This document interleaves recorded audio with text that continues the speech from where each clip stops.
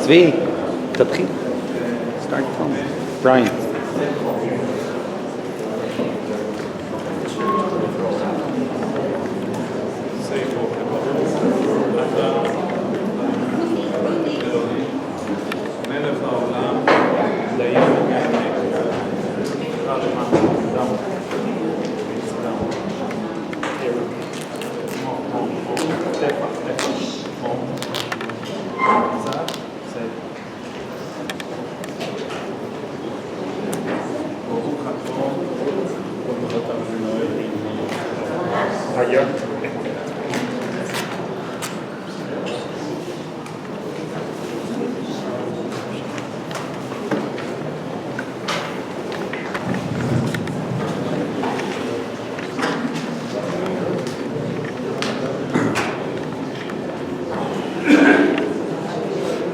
We know that in the month of Nisan, we don't say a spade. I was at a Levaya this month, and no one got out to speak, and he right away went to burial. I called my chavrusa yesterday, and I said, my uncle's coming and I know you're not supposed to be masked on Chodesh Nisan. What should I do? And he said to me, Tet Vav. I said, what's Tet Vav? He says, Tet Vav in Tehillim. Say that parak in Tehillim. So I want to say with you parak Tet Vav in Tehillim. Mizmor David, Adonai, mi yagor bo alecha, מי ישכון בהר קודשך, הולך תמים ופועל צדק ודובר אמת בלבבו, לא בגל על לשונו, לא עשה לרעהו רעה וחרפה לא נשא על קרובו, נבזה בעיניו נמאס ואת ירא אדוני יכבד, נשבע להרע ולא ימיר, כספו לא נתן בנשך ושוחד הנקי לא לקח, עושה אלה לא ימות לעולם. I don't think anyone in this room that knew my uncle Julius understands that this Mizmor Tehillim describes him perfectly.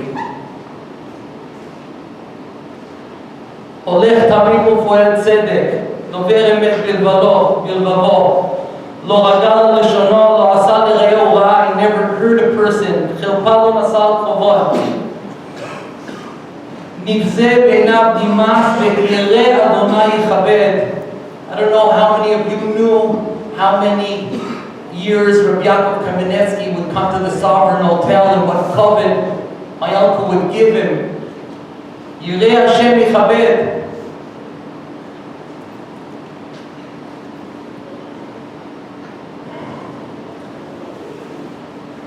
In Tafshin Memchet, the Rebbetzin Chaya Mushke passed away, the Rebbe's wife. It was in Chodesh Shvat, a few months before Pesach. All the Hasidim, what's going to be with the Rebbe on Pesach? The Rebbe had no children, just his wife. Every year at the Seder, he'd be with his wife. What's going to be? The Rebbe is alone. They finished davening Mariv at 7:70. All the Hasidim go home to make their Seder. The Rebbe's secretary follows the Rebbe into the room, his study, and the Rebbe turns to him and he says, go home to your family. You have kids, children, grandchildren, go home to, they're waiting for you for the Seder. You have to understand, the Rebbe was the one that provided for hundreds of thousands of Jews that they were able to make a Seder. Matzahs throughout the world, to Morocco, to China, to you name it, Cambodia. Shluchim all over the world. This year alone, there's going to be over 250,000 Jews making starim in over 3,000 starim of Chabad. So the Rebbe was connected sitting in his room in 770, but he's connected to the whole world, alone in his room. The halacha is, if you're alone, you still have to ask the questions, the manishtana. In 2 days is going to be our Seder. I don't think we're going to have one Seder in our family that isn't going to be thinking about Uncle Julius at that Seder and be connected with him. Me and my wife were in the Seder in 1983. We were in Miami, the sovereign at the Seder, my uncle. It was a month before being born.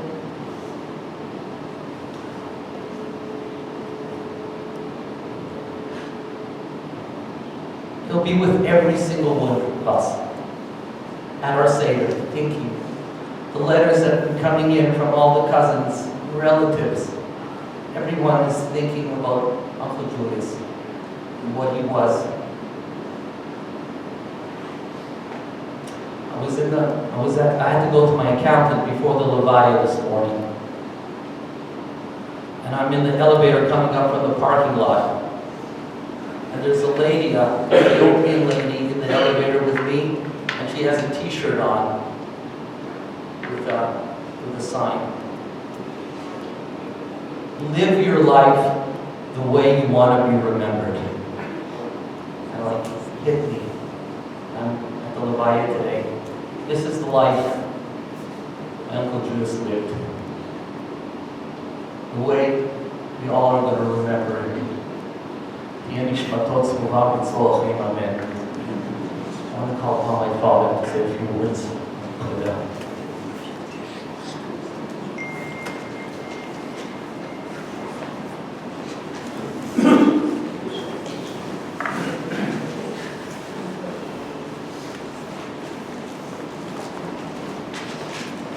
I learned the halacha this week from my son's speech.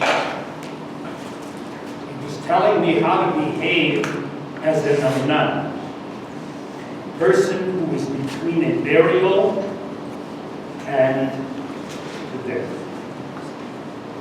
You don't do any mitzvahs, you don't daven, you don't Krishna, you don't do all the things which we are used to. And you don't know how much you miss it until, God forbid, you're a nun. And then he said to me, but you know something? You're only a nun as long as you behave like one. The work of a nun and the reason why he doesn't fulfill mitzvahs is because he's busy with the burial. His job is to prepare for the kfura. If you're not preparing for the kfura, you're not a nun. And you're chayiv with all the mitzvot. You have to bench, you have to make brachas, you have to do it. I wasn't aware of that. I wanted to put in a little Torah before I started to speak about my brother. Julius and I were very close.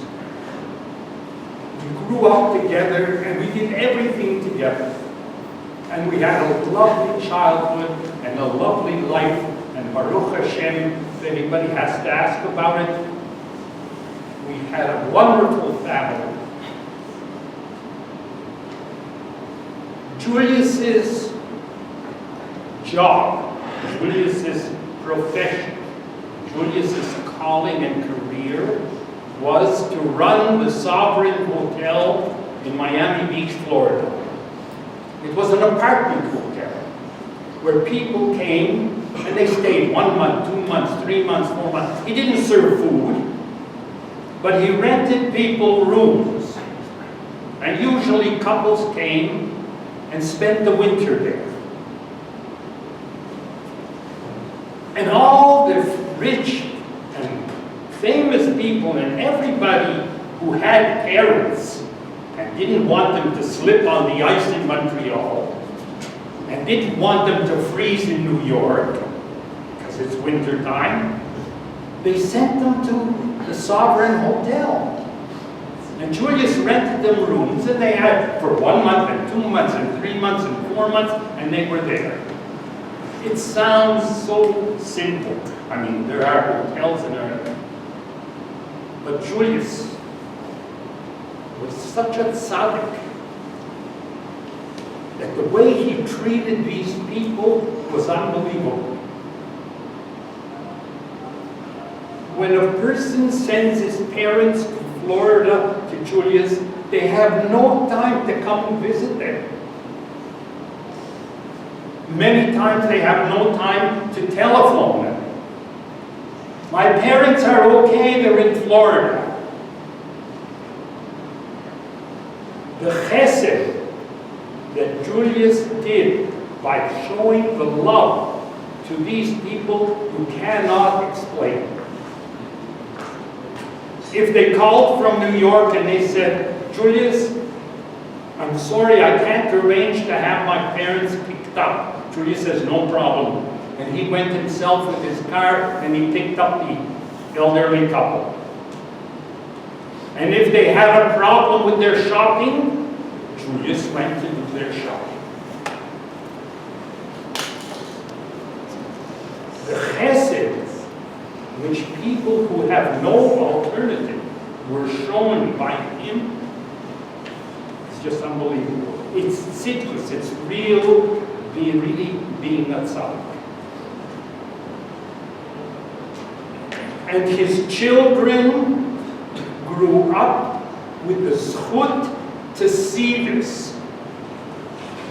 And the children ran around in the hotel, and these people said, just like my grandson, and just like my great-grandson, and so on. And they brought such naches to these people who were alone. Nobody was ever alone when they were around my brother.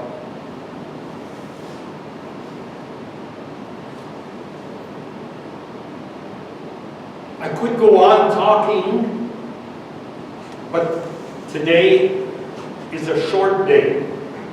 Before I forget, I want to tell everybody that following the service, we will be going and sitting Shiva in Julius's apartment on Rehov Rav Neria Tesha, and his children who are here will be there for about 2 hours, following which they are going to have to catch a plane for abroad. I and my sister Ruthie will continue to sit there both for Thursday and for Friday until the Shiva is over. I have to say something about his story. He owned a hotel. So of course there wasn't a meshulach in the United States that didn't know the Sovereign Hotel. And they know Julius was there. My father, Alav Sholem, was there. And they knew that nobody left without a pity. Julius never refused anybody. The COVID he gave to Talmidei Chacham and the treatment that he gave them was unbelievable. Rav Yaakov Kamenetsky, who stayed in our hotel, in Julius's hotel, gave his daily shir and he davened there and he learned. And every Shabbos Julius gave a kiddush. And he made sure that everybody in the building, even those who didn't come to daven, would come in to have the kiddush. And on Wednesdays he'd make a coffee clutch. And he would serve Danish and coffee, make sure everybody from these old and lonely people came in. They had to partake of it. And when he made a barbecue, he made sure everybody came in. He was a rare personality.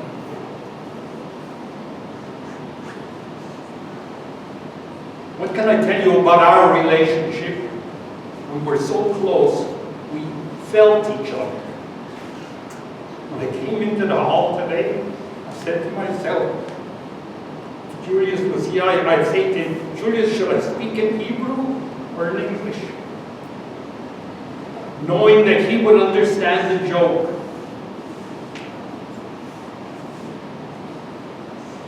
My brother Julius is gone. He leaves as a legacy a family of children, grandchildren, and great-grandchildren, all of whom saw him in action, all of whom modeled themselves on his behavior. They will grow up also with knowing that chesed is the most important thing for a Jew to practice always. May his memory be blessed. Be easy to go on.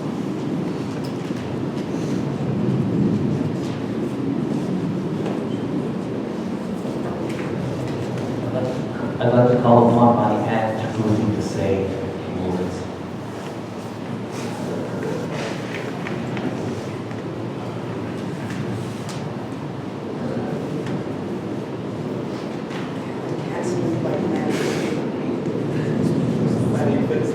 Before I say a few words of my own, I want to share with you the obituary that Julius' son-in-law put into the Florida newspaper by his son-in law. It's called A Life Well Lived. Okay. Can a man love one beautiful bride for 60 years? Find happiness in the simple moments spent with family, never miss a chance to help a stranger or a charity, and look forward every day to study Hashem's beloved Torah? Such would be a life worth living. Julius, 79, lived such a life. Surrounded by his loving family, Julius SAND passed away, as we know it, Monday, April 18. When word came that Julius's beautiful soul would leave us, the bright Miami Beach sky that Julius enjoyed for over 50 years darkened, and the angels cried a storm. He will be missed by all who ever met him. Julius SAND leaves behind the beautiful bride he met at the age of 17, 5 children he was so very proud of, 18 grandchildren who made him laugh, and 6 great-grandchildren who renewed his home for us all.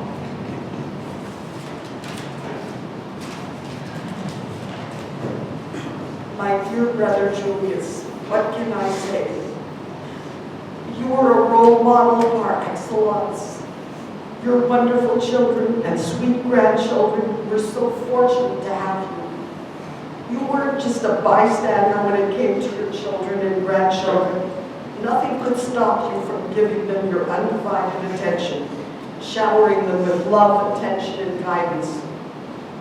The success you had in your life is easily revealed with the love and devotion of Shelley and Tammy and Karen and Brian and Tiva, and of course your beloved Bunny who never left your side.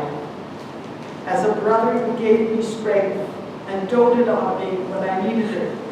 In your trips to the doctors, always included a stop in Hollywood where you insisted I join you with Bunny at the deli you loved, where you enjoyed the French fries and the rice and smoked meat. You followed in Daddy's footsteps, and how successful you became. Just look at your grandchildren, who now will surely follow in your footsteps. How blessed I am to also be a SAND, to feel included in that special club that Mommy and Daddy started, and it continuing today by you and Buddy and Manu and Estrella and Malta and Louie and Celine and Sheila. I spoke to Bunny yesterday, and she asked me to share this with you today. Julius's grandson Daniel, Tammy's son, heard his Zadie had died, and he said, Atzadik was taken away from us. My brother Julius, Atzadik, I will miss you terribly. Love your sister.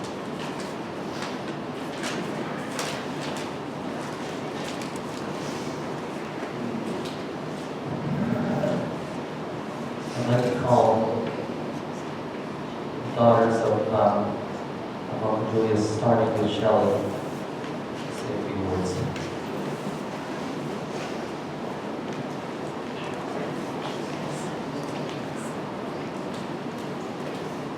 For those of you who knew our dad, he was a kind, loving, and caring person. He was always looking for ways to help others before worrying about himself. He worked tirelessly for his families and friends. He was a pillar of our local Jewish community, from his support of our yeshiva day school to his duties as gabbai wherever he ended up diving. He was the first to support any needy cause.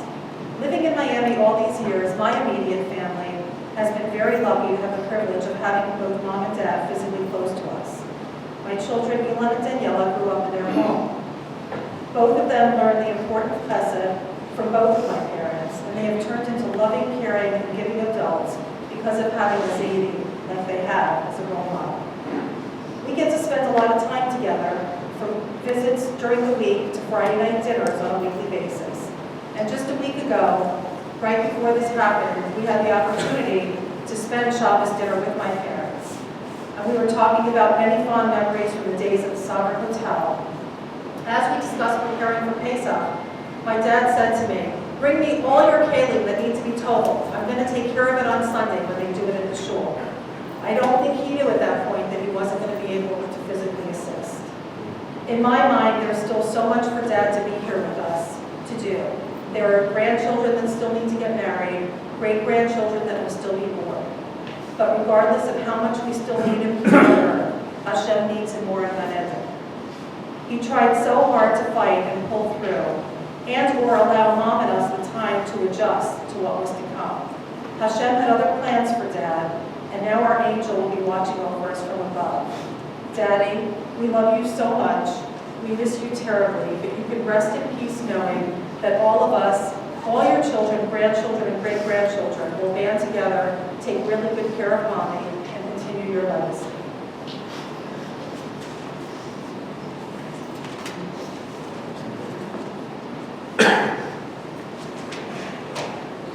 Not somebody who speaks without writing something down, and you're not at a point that I really even feel like I can speak, but I must say things about my father, our father, because he was the most precious human being that I've ever met in my life. He was my hero. From the time we were children, he always picked us up and made us feel good, no matter what. He was such a wonderful, amazing, kind, giving father. He took us to shul every week, made us pick up the sinners and officers and clean up the shul because he thought that was an important job. Shul was his home, even till now. He was sick. He went to shul 3 times a day, daf yomi every day. He wanted to serve Hashem in any way possible. But on a more personal note, we loved having him in our home, and he taught us the importance of opening up your home, giving of yourself, and doing it with a smile. He never said a bad word about anyone, not anyone, ever. I never heard anything coming out of his mouth that was negative. He was truly inside. And he has taught myself, my siblings, my children, my grandchildren, the biggest lessons in life that they will live by. They are forever going to remember their Zaidi because he taught them so much about living life the right way, through Torah and mitzvah and chesed and tzedakah. And he showed them it personally. Every time we were together, every time they visited, and they waited patiently for him to come and be with us and cried when he left. They all cried. And my grandkids, who have just known him for a short time, live through our memories of him, and we really know that he's in a better place because my granddaughter said to me when Zaidi was sick, she said, the world is very bad, and he needs to go be with Hashem so he can make the world a better place and bring Mashiach. And I really believe that he's going to help to do that. So may he rest in peace, and we're going to ask Hila for anything he might have done to you in your life, and we're going to miss you, and we're going to take care of Mom. And she's going to have a loving, wonderful, beautiful family to watch over her, so you don't have to worry for 1 second. Love you so much.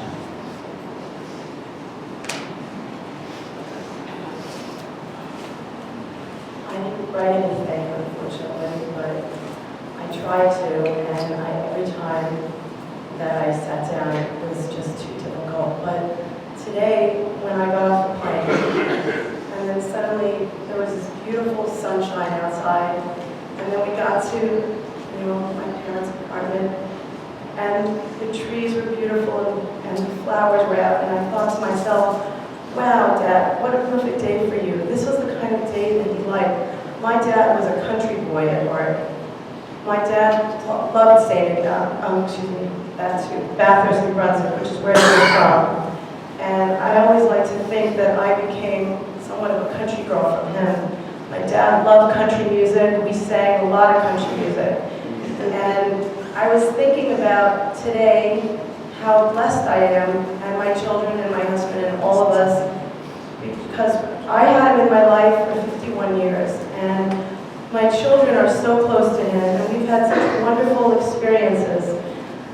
I remember working at the hotel, the Sovereign, at the front desk. Every now and then when Rita let me, I could be the bingo bell. That was very exciting.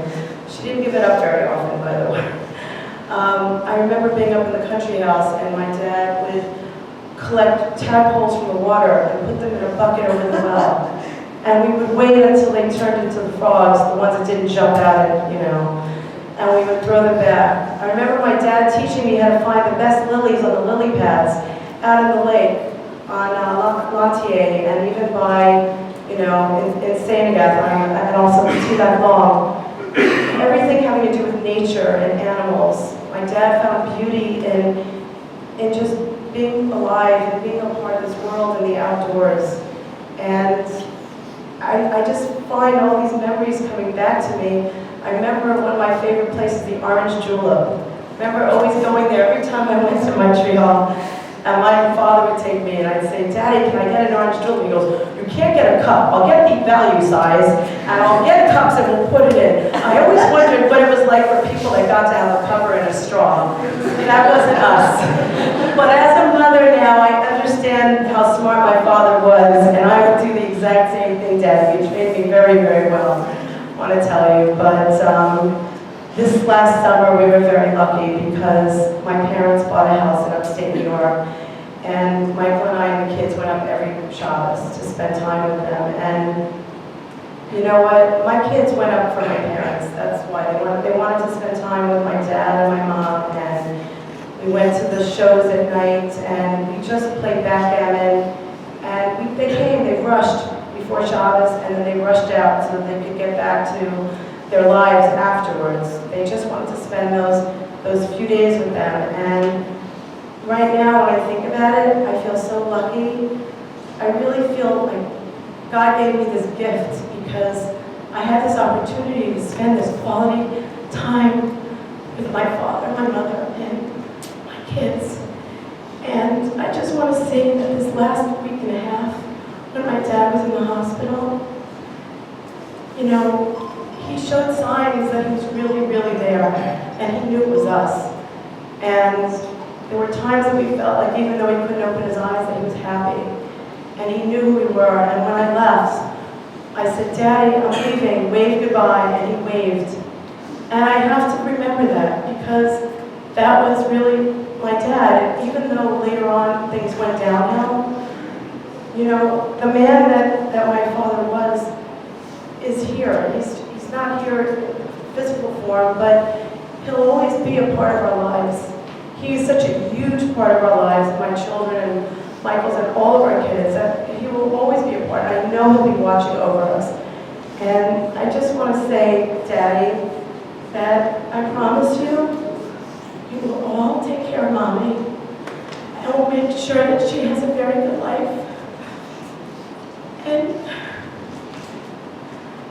And we love you so much. You taught us so much, and I hope that we make you proud because we really try so hard to be who you want us to be. And I just want to thank Hashem for giving us so much time with this unbelievable man. It was such a gift from God. And I know that he's leaving this earth, but I know that Hashem is going to take very good care of him because a pure soul like this is welcomed into the heavens on a day like this, with this beautiful sunshine and these beautiful trees and flowers, and I know that my Father is going to be welcomed, and He's going to be watching over us. Thank you for coming.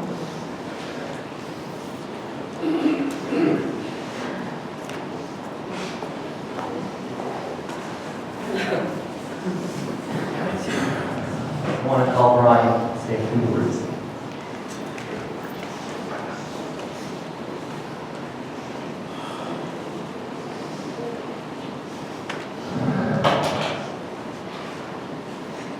My dad was a great guy. He was the best father, the best husband, but he wasn't just the best father or the best husband. He was great to everybody. He loved everybody. So many people here who were such a special part of his life. And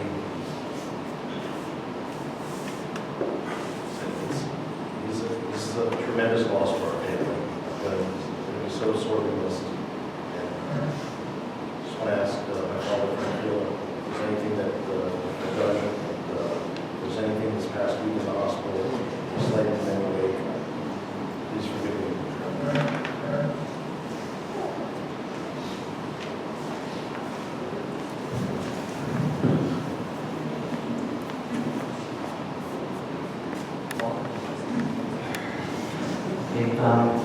It's going to conclude. Yesterday was the Lubavitcher Rebbe's birthday. And the Gemara says in Masechet Megillah when Haman wanted to find the right day, appropriate day to kill the Jewish people, and it came out on Adar. The Samach Melibod was so happy because in the Chodesh Adar, Moshe Rabbeinu passed away. The Gemara says on V'lo yada shenolad b'zayin Adar, but he didn't know that he was born on Zayin Adar. And that's very peculiar. How could that be? He knew that he was nifter on Zayin Adar, and it says it before in the Torah. On his last day, today I'm 120 years old. It says it before the Torah that he died on the day that he was born. And Haman didn't know that? So the answer is that when a tzaddik dies, his death is the birth of the tzaddik. He becomes alive on that day because he becomes alive internally.